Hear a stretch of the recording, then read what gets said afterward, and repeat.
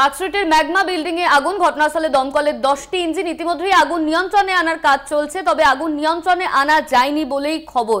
Park স্ট্রিটের magma building এ আগুন, ঘটনাস্থলে দমকলের 10টি ইঞ্জিন এসে উপস্থিত হয়েছে। এই নিয়ে আমরা বিস্তারিত জানবো। আমাদের সঙ্গে সরাসরি পার্ক স্ট্রিট থেকে রয়েছেন আমাদের প্রতিনিধি দেবজ্যোতি ঘোষ। দেবজ্যোতি, এই মুহূর্তে পরিস্থিতি কি দেখতে পাচ্ছ?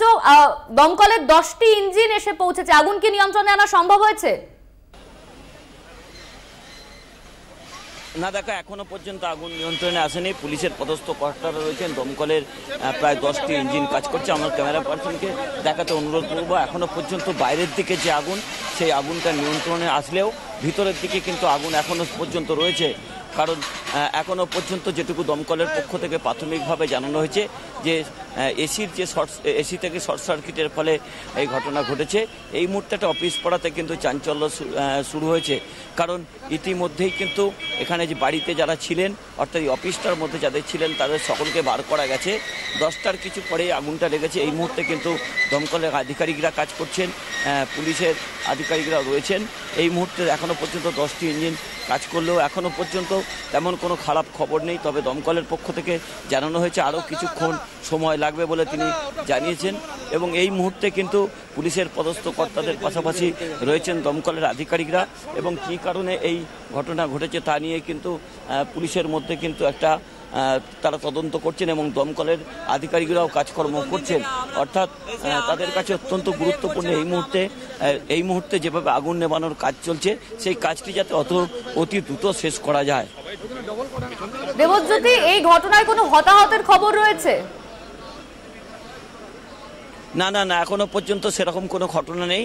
তবে বাইরের যে আগুনটা, সেই আগুন কিন্তু নিয়ন্ত্রণে এসেছে, কিন্তু ভিতরে বেশ কিছু জায়গাতে কিন্তু এখন ছড়িয়ে পড়েছে। অর্থাৎ পুরো বিল্ডিংটি কিন্তু একেবারে ভস্মীভূত হয়ে গেছে।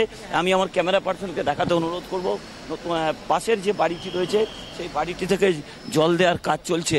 অর্থাৎ পাশের যে ম্যাগমা বিল্ডিংয়ের পাশের যে বিল্ডিংটি রয়েছে, বহুতল বিল্ডিং, সেই তার উপর থেকে জল দেওয়ার কাজ চলছে।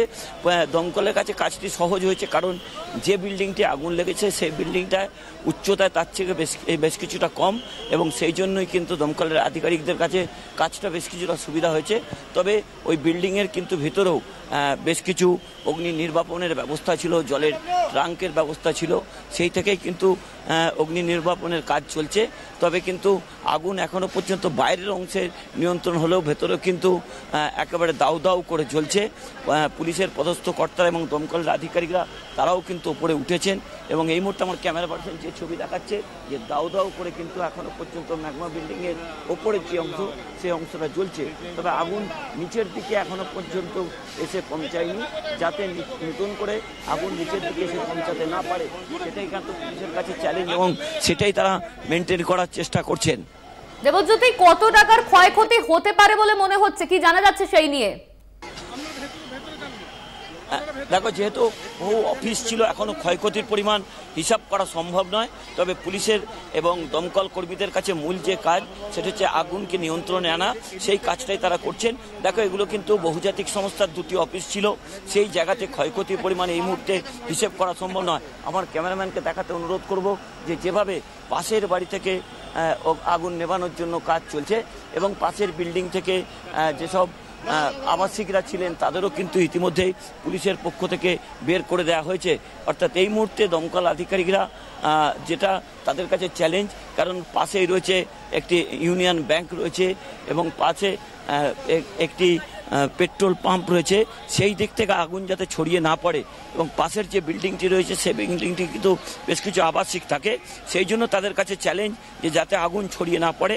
এবং যে কথা তোমায় বলছিলাম, বাড়িটি উচ্চতায় কম হওয়ার ফলে আগুন নির্বাপনের যে কাজ, সেই কাজটা দমকলের পক্ষ থেকে বেশ কিছুটা সহজ হয়েছে।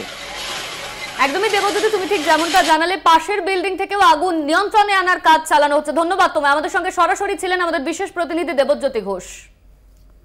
পার্ক স্ট্রিটের ম্যাগমা বিল্ডিং এ আগুন, এসির শর্ট সার্কিট থেকেই আগুন লেগে থাকতে পারে বলে জানা যাচ্ছে। ঘটনাস্থলে ইতিমধ্যেই দমকলের 10টি ইঞ্জিন এসে উপস্থিত হয়েছে, আগুন নিয়ন্ত্রণে আনার কাজ চালানো হচ্ছে। পাশের বিল্ডিং থেকে জল দিয়ে আগুন নিয়ন্ত্রণে আনার কাজ চালাচ্ছে দমকলের আধিকারিকরা।